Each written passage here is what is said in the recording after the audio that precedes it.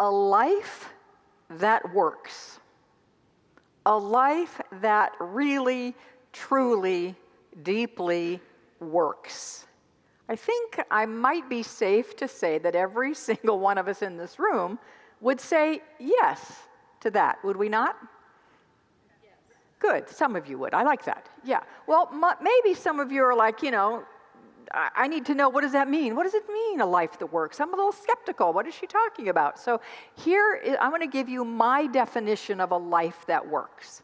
And we're just going to check these off. And you tell me, this is congregant participation time. I'm giving you a heads up.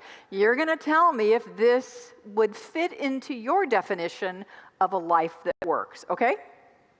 Yes, we're good with that? All right, so number one, feeling deeply, unshakably connected to the divine presence within. Yes. Is that a check on that one? Check. Okay. Flowing in effortless financial ease. Yes. Oh yeah, check. Thriving in radiant health and physical vitality. Yes. Check. Loving and being loved in nourishing relationships. Yeah, somebody back there is very enthusiastic for that one. I love it. Waking up peaceful, serene, and feeling free. Check. I like it. So far, so good. Joyfully sharing your gifts with the world. Okay, check. Trusting yourself and your inner guidance. Okay, got a couple more. Feeling aligned with your life's purpose. Yes, and my final one is enjoying a sense of spaciousness in time. And what I mean by that is not rushing and hurrying and a million things to do, but having some space in your time. What do you think about that? Did I leave something out? Because I'm willing to add to my list. Chocolate cake, all right, I heard that. You know what, that works for me, very much. So we'll need a pen, chocolate cake. All right. So that's our definition of a life that works. And so I think, again, I'll say, perhaps everyone in this room can agree that it would be lovely to say yes to a life where those things occur. And I want to be really clear about something from the get-go, as the saying goes. Saying yes to that life does not mean, or saying yes to a life that works, does not mean that we will never have a challenge. Because as long as we're in this human experience, that's kind of the curriculum for this life experience. That yes, there are bumps and there are blocks and there are challenges. There's chaos, there's loss, there's disappointment, there are things not going the way you want them to go. That does and will continue to happen. Oh, that's good news, isn't it? Yay! Yeah, right, yes. But here's the thing. When we are living in the yes of a life that works, when we are spiritually aligned, when we have spiritual tools in our toolkit that we actually use, that's a key right there. Tools that we actually use. We have a lot of tools, but sometimes we go unconscious to them when times get tough, or is that just me? No. It's not just me, we all do that. All right. If we stay spiritually aligned, if we use our tools that we have and that we get every Sunday when we come here, every Wednesday night when we come here, the readings that you do, the podcasts that you listen to, they're all offering you these amazing spiritual tools. When we use our spiritual tools, we can get ourselves back as we co-create that life that works. Make sense? Cool. All right, so I want to tell you that it is absolutely possible for us to do that. It's that having that kind of experience where we can get back on track when we get off and have a life that unfolds, as we already discussed, isn't just for the mystics and the monks, and it's not fantasy. It actually can happen to every single one of us mere mortals. And the question is not, is it possible? The question is whether or not we are saying yes to that life. Because you see, we are always saying yes to something. Always, whether it's consciously or unconsciously. And the law of God is also always saying yes to what we are saying yes to. Okay, that was a mouthful. I'm hoping you got that. I think I'll say it again. The law of God, which is a 20-minute conversation that I'll condense into 30 seconds. The law of God is simply the way the divine creativity operates. It's how it works. It's kind of like the production center of a car manufacturer. It's the plant where things just, you put in the schematics and the plant just spits out what are in the schematics. So creativity is like the schematics, and God's law is simply the production, which means it is 100% neutral. And it always says yes, just like that great song, great work, both of you. Just as that great song said, God always says yes to everything. That's the little caveat here. That's the little catch in this whole, it says yes to everything. It doesn't just say yes, it doesn't think to itself, because it doesn't think. It's an automatic process. It doesn't think to itself, well, now wait, did you really mean that thing that you're just really saying yes to? Do you really want that in your life? I don't think you do. But you're saying yes to it, so yes, I will bring it about. So tonight we want to look at 4 things that we can say yes to that make our life work. Sound good? Woohoo, thank you. And they make life work, and I love you. Some of you know me well enough to know that I love acronyms. I think they really help anchor things and help us remember things. So guess what our acronym for tonight is? WORK, W-O-R-K, because we want to say yes to and create a life that works. So here we go. Let's dig in to each of our letters. And the first one is W. That is, I believe, the letter that the word work starts with. And it stands for word power. Word power. So in our New Thought Unity teachings, religious science teachings, falls under the umbrella of New Thought, we often say, and this was actually a very famous phrase from religious science founder Dr. Ernest Holmes, who said, change your thinking, which, oh, yep, she's ready to go. Give me a minute. You did. Change your thinking, which of course are the words going through our head, right? Change your thinking, change your life. Science has shown us that there are at least, and I think they are now thinking that there's more than this, at least 60,000 thoughts, meaning mental words, that go through our brain every single day. Every single day. Some of them are conscious, some of them are not. That's a lot of words to be conscious of, right? That's a lot of words to try to make sure they are in alignment with what we want. Remembering that the God's law is going to say yes to whatever we say. So how about if we start with something a little more manageable than 60,000 thoughts, and let's work with the words that come out of our mouths. How's that? It's an easier place, a quicker place to start. And I will tell you that the words that come out of our mouths are very powerful in their creative ability. I'm going to give you an example. There's a businessman, and his business was failing miserably. And he'd invested all of his money in it, and his house was in jeopardy, and his home was in his car was in jeopardy, his family's ability to function was in jeopardy. All of his possessions were in jeopardy because he's mortgaged to the hilt and borrowed absolutely incredibly, and he was at his wit's end, and he didn't know what else to do. So in a final desperate act, he went to see his minister. Why is that, by the way, always the final desperate act? But that's a different question for a different sermon. We won't do that right now. So he went to his minister, And he told his woeful story with tears and hand wringing and head banging and all that. And so when he finished, the minister said, so here's what I want you to do. I want you to take a beach chair and your Bible, get in your car, go to the beach. And we're going to set your beach chair out right near the water.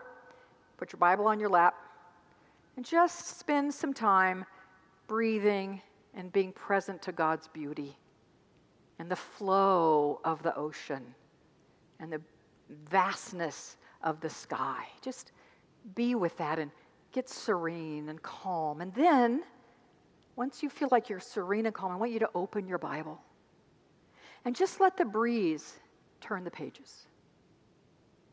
And pretty soon, it will settle, the breeze will settle, and you'll land on a page. And when that happens, I want you to look down, and whatever the first words you see, know that those are a message from God.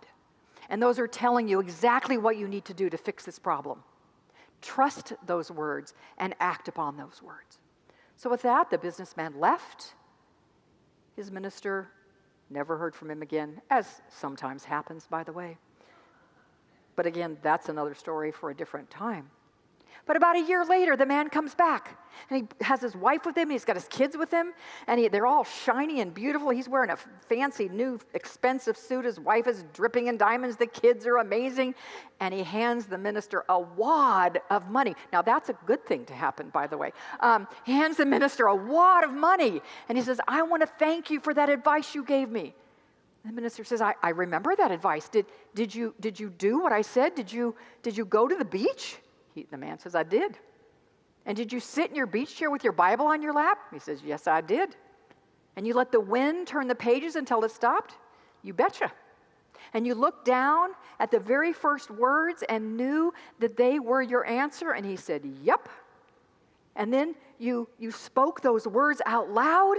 And he said, I surely did. And the minister said, well, keep me in suspense no longer. What did they say? Chapter 11.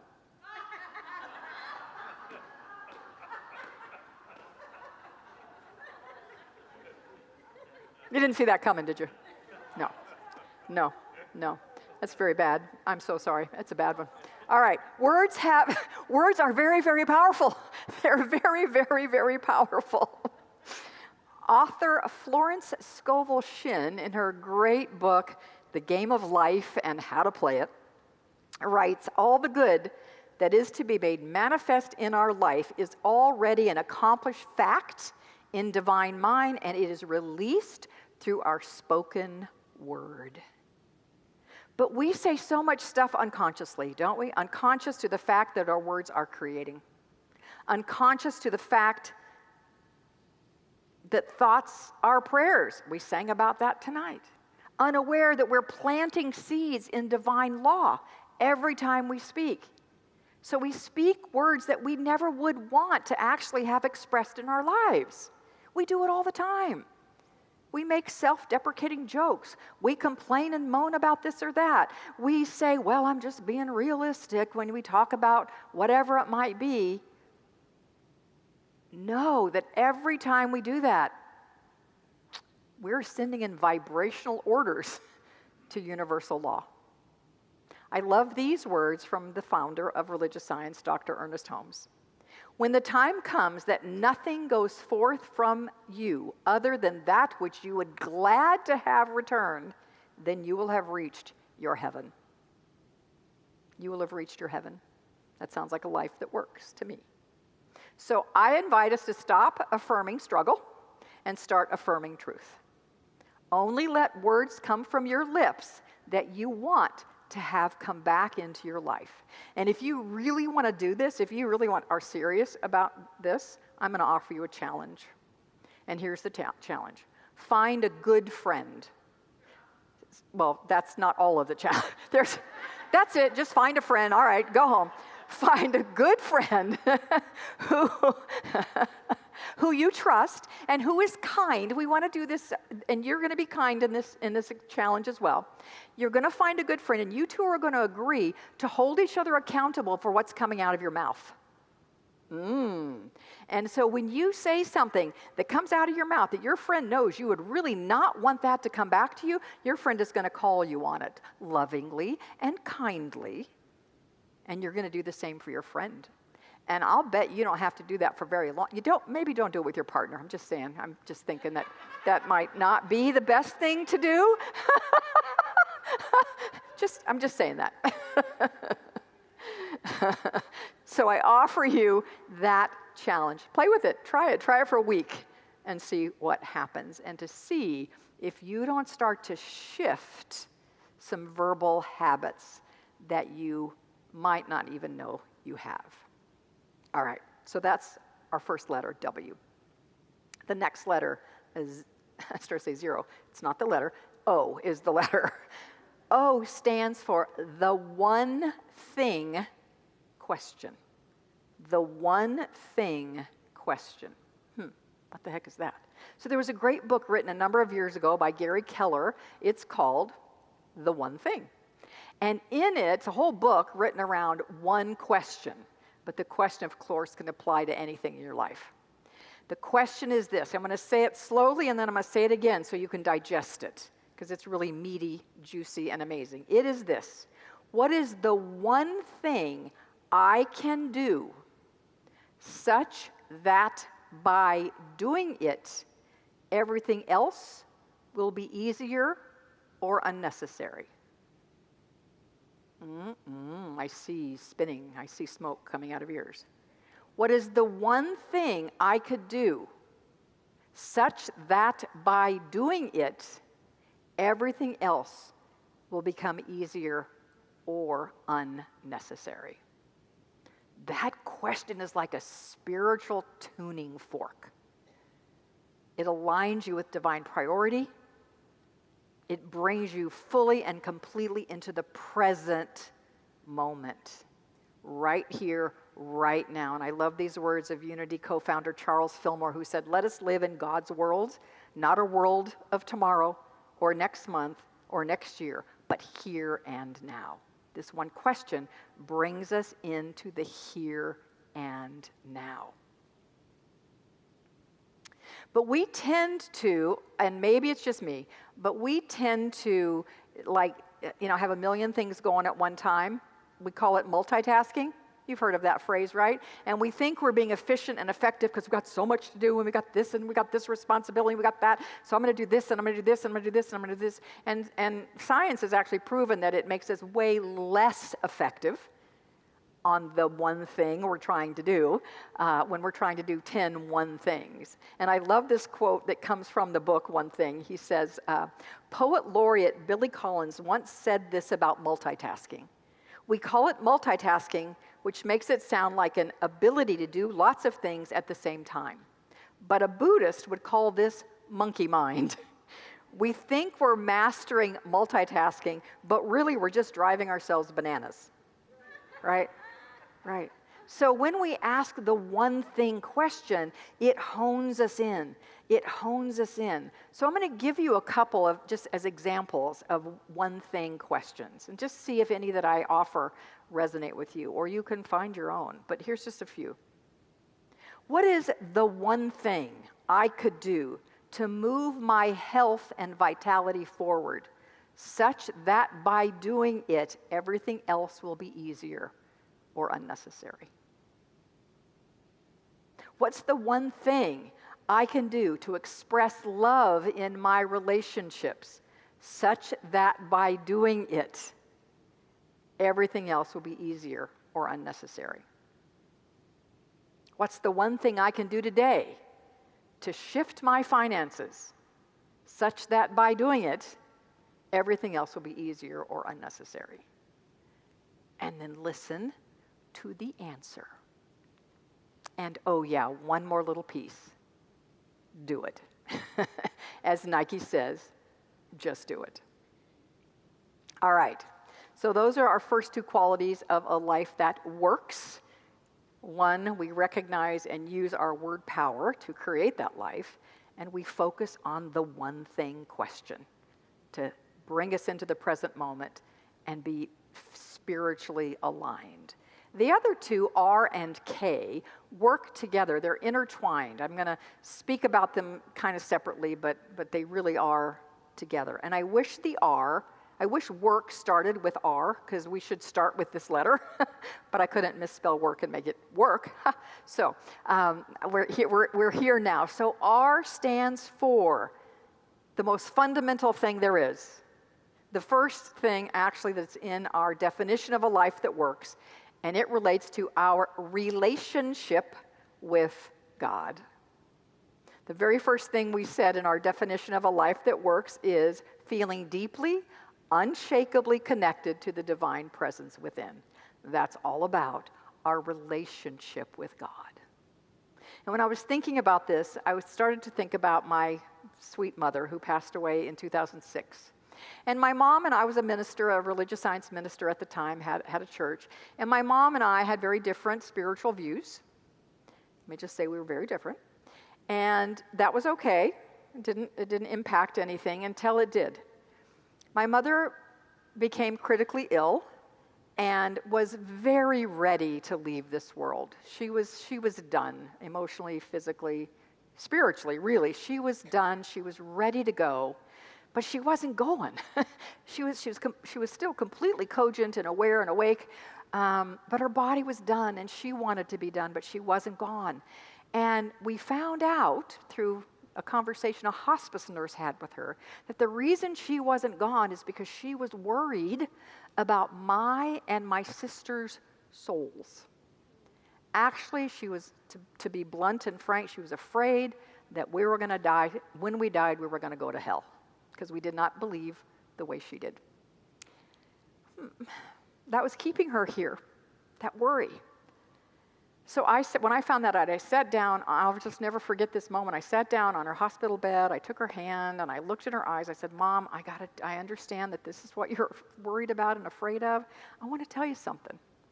I want to tell you that my relationship, and my sister, your other daughter's relationship with God, is so good.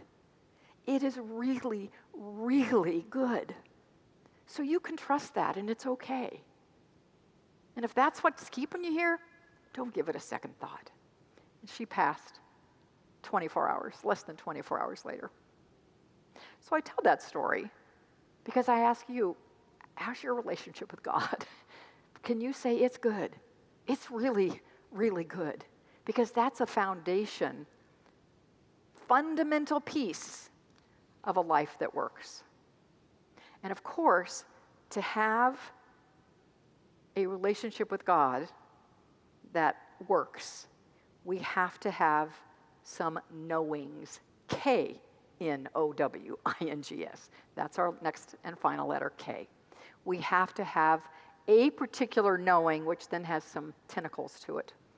The knowing that we need, by the way, is not wait, I'm going to do something here that scares the heck out of me, but I'm going to try it. Okay, knowing is not wishing and hoping and thinking and praying, planning, dreaming each night of his charms. Wrong song, sorry, wrong vocalist, wrong everything. But it's not any of that. You got that, thank you, come on. You have no idea the courage it took me to get those notes out, because I don't sing like him. Do you know that song, by the way? Was that a familiar song? Okay, good. Was I kind of on tune? Hopefully I was. My point is, it's not any of those things. Knowing is this deep, not even here. Knowing isn't here. Knowing doesn't come from here. Where does knowing come from? Here and here. Here. What is it that we need to know? We need to know who and whose we are. Who we are, God in expression. Whose we are, something way bigger than we are. And that something has our backs all the time. We need to know that we are 100% provided for at all times. We need to know that we deserve to be loved, we deserve to be prospered, we deserve to shine. We need to know that we are being guided even when our path is unclear. We need to know that the universe is conspiring for our good, and it has our back. And in times of doubt or challenge or chaos or unsettling things or loss or things not turning out the way you want, return to that knowing. And if you can't do that, that's why this church is here. That is why this church is here, to help you remember that. This church isn't here for the good times only. We are here for that, but not just for that. We're here for times when you forget. So, you want a life that works? Remember the power in your words and watch those spoken words. Think about that one thing question and ask it, what is the one thing I can do in XYZ area of my life? Such by doing it, everything else will be easier or unnecessary. And then remember that your relationship with God and knowing whose and who you are is a key. When we work in harmony with these ideas, we are saying yes to a life that works. Namaste.